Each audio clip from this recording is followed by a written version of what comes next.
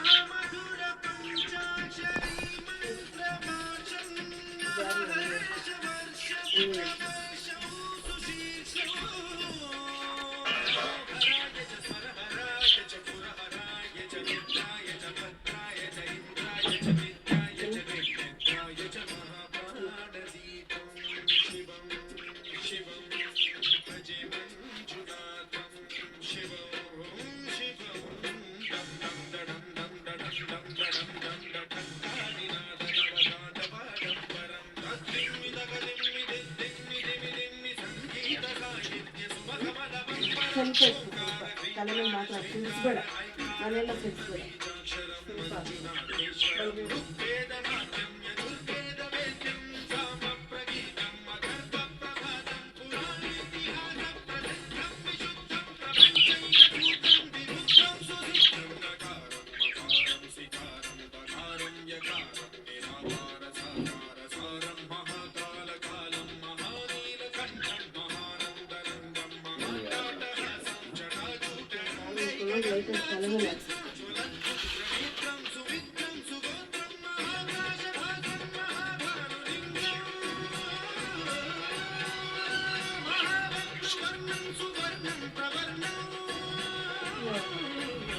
Hi guys, ನಮ್ಮ ಶ್ವೇತಮ್ಮ ಇವರು ನಮ್ಮ ಕರವೇಲಿ ನಮ್ಮ ದೊಡ್ಡ ತಾಯಿ, ಅವ್ರ ಹತ್ರ ಮಾತಾಡಿ ಗಾಯ್ಸ್.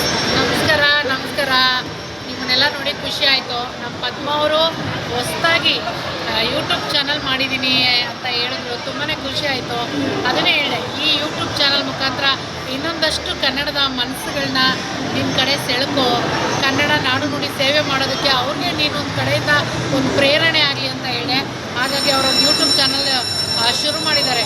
ಎಲ್ಲ ಸಮಸ್ತ ಕನ್ನಡಿಗರು ಈ ಹೆಣ್ಣುಮಗಳಿಗೆ, ನಮ್ಮ ಕರವೇ ಕುಟುಂಬದ ಹೆಣ್ಣುಮಗಳು, ಜೊತೆಗೆ ನಮ್ಮ ದೊಡ್ಡಬಳ್ಳಾಪುರದ ಮಹಿಳಾ ಅಧ್ಯಕ್ಷರು, ಅವ್ರಿಗೆ ನಿಮ್ಮೆಲ್ಲರ ಪ್ರೀತಿ, ವಿಶ್ವಾಸ, ಸಹಕಾರ ಇರಲಿ ಅಂತ ಕೇಳ್ಕೊತೀನಿ. ಇದ್ದೇ ಇರುತ್ತೆ. ಯಾಕಂದರೆ ನಾವು ಕನ್ನಡಿಗರು ಯಾವತ್ತೂ ಇನ್ನೊಬ್ರು ಕನ್ನಡಿಗರನ್ನ ಬಿಟ್ಟೇ ಕೊಡೋದಿಲ್ಲ. ಅವ್ರನ್ನ ಮನಸ್ಸು ಮಾಡಿದ್ರೆ ಯಾವ ಮಟ್ಟಕ್ಕೆ ಬೇಕಾದ್ರೂ ನಾವು ಬೆಳೆಸ್ತೀವಿ. ಹಾಗಾಗಿ ನೀವು ಕೂಡ ಪದ್ಮವರ ಚಾನಲ್ನ ಸಬ್ಸ್ಕ್ರೈಬ್ ಮಾಡ್ಕೊಳ್ಳಿ. ಒಳ್ಳೊಳ್ಳೆ ವೀಡಿಯೋಗಳಾಗ್ತಾ ಇರ್ತಾರೆ, ನೋಡಿರ್ತೀರ. ಅವ್ರ ಮನೆಯೆಲ್ಲ ಪುಟ್ಟದಾಗಿದ್ರೂ ಎಷ್ಟು ಚಂದವಾಗಿ ಇಟ್ಟಿದ್ದಾರೆ. ಅವ್ರ ಮನಸ್ಸು ಹೇಗಿದೆಯೋ ಅವ್ರ ಮನೆ ಕೂಡ ಆಗಿದೆ. ಹಾಗಾಗಿ ಎಲ್ಲರೂ ಕೂಡ ಪದ್ಮ ಅವ್ರಿಗೆ, ಅವ್ರ ಇಡೀ ಕುಟುಂಬಕ್ಕೆ ನಿಮ್ಮೆಲ್ಲರ ಸಹಕಾರ ಇರಲಿ ಅಂತ ಕೇಳ್ಕೊತೀನಿ. ನಮಸ್ಕಾರ. Thank you guys.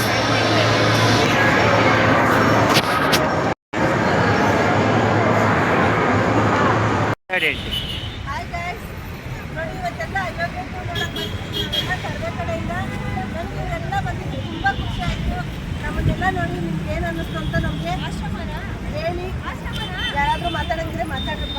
ಮೂವಿ ತುಂಬ ಚೆನ್ನಾಗಿತ್ತು ಅಕ್ಕ. ಇದನ್ನು ಟಿಕೆಟ್ ಕೊಡಿಸಿದ್ದು ತುಂಬ ಥ್ಯಾಂಕ್ಸ್ ಅಕ್ಕ. ತುಂಬ ಥ್ಯಾಂಕ್ಸ್ ಅಮ್ಮ. ಹೇಳ್ರಿ ಯಾರು ಮಾತಾಡಿ.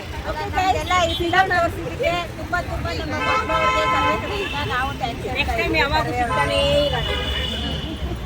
ಓಕೆ ಗೈಸ್, ಬಾಯ್. ಕರ್ವೆ ಅವ್ರಿಗೆ ಬಾಯ್. ಅದು ಕೆಲಸ ನನಗೆ. Hi guys, hi. ಭೀಮ್ ಅಮಾವಾಸ್ಯೆ ಹೇಗೆ ಮಾಡಿದ್ರಿ? ನಾವು ಸಿಂಪಲ್ಲಾಗಿ ಮಾಡಿದ್ರಿ. ಮಾಡಿಬಿಟ್ಟು ದೇವಸ್ಥಾನ ಹೋಗ್ಬಿಟ್ಟು ಬಂದ್ವಿ. ನೀವು ದೇವಸ್ಥಾನ ಹೋಗ್ಬೇಕಾದ್ರೆ ಫೋಟೋ ವಿಡಿಯೋ ಮಾಡೋಣ ಅಂದ್ಕೊಂಡ್ವಿ. ಆದರೆ ಪಾಪು ಮನೇಲಿ ಇರೋದ್ರಿಂದ ಅರ್ಜೆಂಟಾಗಿ ಹೋದ್ವಿ, ಅರ್ಜೆಂಟಾಗಿ ಬಂದುಬಿಟ್ವಿ. ಹಂಗನ್ಬಿಟ್ಟು ವಿಡಿಯೋ ಮಾಡೋಕ್ಕಾಗಿಲ್ಲ. ತಿರ್ಗಾ ಮೊನ್ನೆ ನಮ್ಮ ಕರ್ವೆ ಕಡೆಯಿಂದ ಅಯೋಗ್ಯ 2 ಫಿಲಮ್ ನೋಡೋಕ್ಕೆ ಹೋಗಿದ್ವಿ. ತುಂಬ ಚೆನ್ನಾಗಿತ್ತು. ರಚಿತಾರಾಮ್, ಡಿಂಪಲ್ ಕ್ವೀನ್ ಇವ್ರ ಕಡೆಯಿಂದ ನಮಗೆ ಆಹ್ವಾನ ಇತ್ತು ಕರ್ವೆ ಅವ್ರಿಗೆಲ್ಲ. ಸುಮಾರು 2 ಥಿಯೇಟ್ರ್ ಜನ ನಾವು ಹೋಗಿದ್ವಿ. 2 ಜನ ಹೋಗಿದ್ವಿ. ಫಸ್ಟ್ನೇ ಶೋ 4:40 ಟಿಕೆಟು ಸ್ಯಾಂಡ್ವಿಚ್ಚು ಎಲ್ಲ ಅವ್ರದ್ದೇನೆ, ಫ್ರೀ ಟಿಕೆಟು. ನನಗೆ ನನ್ನ ಫ್ರೆಂಡ್ಗಳನ್ನೆಲ್ಲ ನಾನು ಕರ್ಕೊಂಡೋಗಿದ್ದೆ. ತುಂಬ ಖುಷಿಪಟ್ಟರು ಫ್ರೆಂಡ್ಸ್. ಅದೇ ಥರ ಖುಷಿ ನಾವು ಲಾಗ್ ಮಾಡ್ತಾಯಿದ್ದೀರಲ್ಲ, ನೀವೆಲ್ಲ ಇವಾಗ ಹಾಗೆ ಫಿಲಮೆಲ್ಲ ನೋಡಿದ್ವಿ. ಮನೆಗೆ ಬರೋಷ್ಟೊತ್ತಿಗೆ 1 ಗಂಟೆ ಆಯಿತು. ಮೈಸೂರು ರೋಡ್ ಹತ್ರ ಹಂಗೆ ಅಲ್ಲೇ ಬೇರೆ ಕೆಲಸನೂ ಇತ್ತು ಅಂತ ಹೋಗಿದ್ರೆ ಸ್ವಲ್ಪ ಯಾವುದೋ ಮನೆದು ಕೆಲಸ ಇತ್ತು. ಫಸ್ಟ್ ಅಲ್ಲೋದ್ವಿ. ಆಮೇಲೆ ಸಂಜೆ 4:40 ಮೂವಿಗೆ ಹೋಗ್ಬಿಟ್ಟು, ಮೂವಿ 4:45 ಹೋಗೋಕ್ಕಾಗಿಲ್ಲ. 7 ಗಂಟೆ ಆಟಕ್ಕೆ ಹೋಗಿ ಮನೆ ಬರೋಷ್ಟೊತ್ತಿಗೆ 1 ಗಂಟೆ ಆಯಿತು. ನನ್ನ ಅಳಿಯ ಇದ್ದರು ಮನೇಲಿ, ಪಾಪನ ನೋಡ್ಕೊತಿದ್ರು, ಅದಕ್ಕೋಸ್ಕರ ಹೋಗಿದ್ದೆ. ಈಗ ನಾಳೆ ಹಾಗೆ ಇನ್ನೊಂದು ವಿಚಾರ, ದಯವಿಟ್ಟು ನಮ್ಮ ಕನ್ನಡ ಮೂವಿನ, ಅದರಲ್ಲೂ ರಚಿತಾ ರಾಮ್, ನಮ್ಮ ಡಿಂಪಲ್ ಕ್ಯೂನ ನನ್ನ ಫೇವ್ರೇಟ್ ಹೀರೋಯಿನ್ ಅವರು. ನನ್ನ ಹೀರೋ ಬಂದು ನಮ್ಮ ಅಪ್ಪಾಜಿ ವಿಷ್ಣುವರ್ಧನ್ ಅವರು. ನನಗೆ ಅವರಂದರೆ ತುಂಬ ಇಷ್ಟ. ಹಾಗೆ ಅಯೋಗ್ಯ 2 ಹೋಗಿ ಮೂವಿ ನೋಡಿ, ಥಿಯೇಟ್ರಲ್ಲೇ ಹೋಗಿ ನೋಡಿ. ಯಾಕಂದರೆ ನಮ್ಮ ಕನ್ನಡ ಬೆಳೆಸೋದು ಉಳಿಸೋದು ಎಲ್ಲ ನಮ್ಮ ಕೈಯಲ್ಲಿದೆ. ಹಾಗಾಗಿ ನೀವು ಅಲ್ಲೇ ಹೋಗಿ ಮೂವಿ ನೋಡಿ. ಇನ್ನೊಂದು, ನಾಳೆ ಆನೇಕಲ್ಲಲ್ಲಿ ನಮ್ಮ ಕರವೇ ಮೀಟಿಂಗ್ ಇದೆ. ಅಂದರೆ ಒಂದು ಫಂಕ್ಷನ್ ಇಟ್ಕೊಂಡಿದ್ದಾರೆ.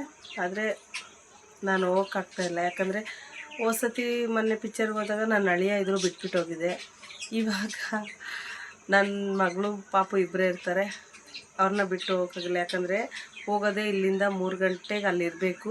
ಹೋಗೋದು 1:30 ಆಗುತ್ತೆ. ನೈಟ್ ಬರೋದು, ಫಂಕ್ಷನ್ ಮುಗಿಸೋ ಒಂದು 7:30 8 ಗಂಟೆ ಆಗ್ಬೋದು. ರಿಟರ್ನ್ ಬರೋಷ್ಟೊತ್ತಿಗೆ ನೈಟ್ ಆಗೋಗ್ಬಿಡುತ್ತೆ. ಆದ್ದರಿಂದ ನಾನು ಹೋಗ್ತಾಯಿಲ್ಲ. ನನ್ನ ಬದಲು ನಮ್ಮ ಮನೆಯವ್ರನ್ನ ಕಳಿಸ್ತಾಯಿದ್ದೀನಿ. ಸಾರಿ ಶ್ವೇತಮ್ಮ, ನೀವು ಇಷ್ಟು ಶಿಸ್ತಾಗಿ ಹೇಳಿದ್ರು ನನ್ನ ಕೈಯಲ್ಲಿ ನನ್ನ ಮಾತು ಉಳಿಸ್ಕೊಳಕ್ಕಾಗ್ತಾಯಿಲ್ಲ, ನಿಮ್ಮ ಮಾತು ಉಳ್ಸೋಕ್ಕೂ ಆಗ್ತಾಯಿಲ್ಲ. ಸಾರಿ. ಆದರೆ ನನ್ನ ಬದಲು ನಮ್ಮ ಮನೆಯವ್ರನ್ನ ಕಳಿಸ್ತಾಯಿದ್ದೀನಿ.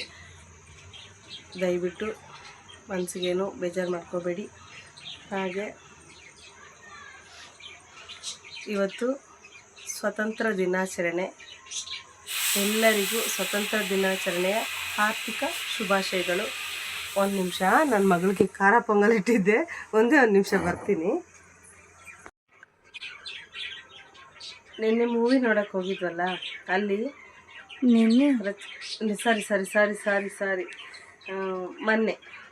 ಮೊನ್ನೆ ಮೂವಿ ನೋಡೋಕ್ಕೆ ಹೋಗಿದ್ವಲ್ಲ, ಅಲ್ಲಿ ನಮ್ಮನ್ನು ರಚಿತಾ ರಾಮ್ ಅವರು ವಿಡಿಯೋ ಕಾಲಲ್ಲಿ ನಮ್ಮನ್ನು ಮಾತಾಡ್ಸಿದ್ರು.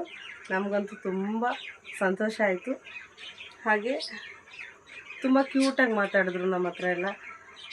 ಫೇಸ್ ಎಷ್ಟು ಕ್ಯೂಟಾಗಿದೆಯೋ ವಾಯ್ಸ್ ಅಷ್ಟೇ ಕ್ಯೂಟಾಗಿ ಮಾತಾಡ್ತಾರೆ. ತಿರ್ಗಾ ಅವ್ರ ಗುಣನೂ ಅಷ್ಟೇ. ನಾನು ಬಯಸೋದು ಆದಷ್ಟು ಬೇಗ ಅವ್ರ ಮ್ಯಾರೇಜ್ ಆಗಲಿ, ನಮ್ಮನ್ನೆಲ್ಲ ಅವ್ರ ಮ್ಯಾರೇಜಿಗೆ ಕರೀಲಿ, ಒಳ್ಳೆ ಹುಡುಗ ಸಿಗಲಿ ಅವ್ರಿಗೆ. ಹಾಗೆ ಮೂವಿ ಹೆಂಗಿತ್ತು? ಮೂವಿ ತುಂಬ ಚೆನ್ನಾಗಿತ್ತು. ಕಾಮಿಡಿ ಆಗಿತ್ತು. ಅದಕ್ಕೆ ನಾನು ಹೇಳ್ತಾಯಿದ್ದೀನಿ, ನಾನು ಹೇಳೋದಕ್ಕಿಂತ ರಚಿತಾ ರಾಮ್ ಅವರು ಹಾಕ್ಕೊಳ್ಳೋ ಒಂದು ಉಡುಗೊರೆ ಬಟ್ಟೆ ಅದಾಗಲಿ, ಅವರು ಮಾತಾಡೋ ರೀತಿ ಆಗಲಿ, ನೀವು ಹೋಗಿ ಅಲ್ಲೇ ನೋಡಿ ಗಾಯ್ಸ್. ಯಾಕಂದರೆ ನಮ್ಮ ಕನ್ನಡದ ಹುಡುಗಿ ಹೇಗೆ ಮಾಡಿದ್ದಾರೆ ಅಂದ್ಬಿಟ್ಟು ನೀವು ನೋಡಿ ಮೆಚ್ಚುಗೆ ಕೊಡಬೇಕು. ನನಗಂತೂ ನಮ್ಮೆಲ್ಲರಿಗೂ ಓಕೆ ಆಯಿತು. ಇನ್ನೊಂದು ಹಾಗೆ ಅಲ್ಲಿ ನಮ್ಮ ರಿಲೇಷನ್, ನಮ್ಮ ಚಿಕ್ಕಮ್ಮ, ನಮ್ಮ ಅತ್ತೆ ಎಲ್ಲರೂ ಬಂದಿದ್ದರು. ಅವ್ರ ಕಡೆಯಿಂದ ಒಂದು ಸ್ವಲ್ಪ ಜನ ಬಂದಿದ್ದರು. ನನಗೆ ಅವರೆಲ್ಲ ತುಂಬ ಇಷ್ಟ ಆದರು. ಯಾಕಂದರೆ ಇನ್ನೊಂದು ಮಾತಾಡೋ ರೀತಿ ಮನುಷ್ಯನ ಬೇಗ ಅಟ್ರಾಕ್ಟ್ ಮಾಡುತ್ತೆ.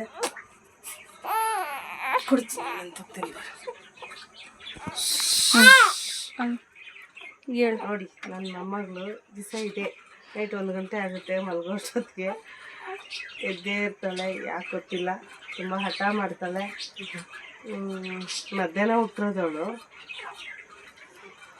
ಹಾಗೆ ತುಂಬ ಚೆನ್ನಾಗಿತ್ತು. ಗ್ಲೋಬಲ್ ಮಾಲಲ್ಲಿ ಮೂವಿ ಹೋಗಿದ್ದು.